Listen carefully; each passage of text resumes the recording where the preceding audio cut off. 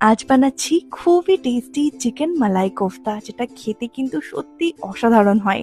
তো প্রথমেই boneless chicken নিয়েছি, এর মধ্যে কয়েক টুকরো আদা, রসুন, কাঁচা লঙ্কা, পেঁয়াজ দিয়ে সমস্ত কিছুকে আমি কিমা করে নেব। তার জন্য ব্যবহার করছি Agaro grand hand blender with chopper. এর মধ্যে তোমরা উইস্কিং, ব্লেন্ডিং বা চপিং সবকিছুই করতে পারবে।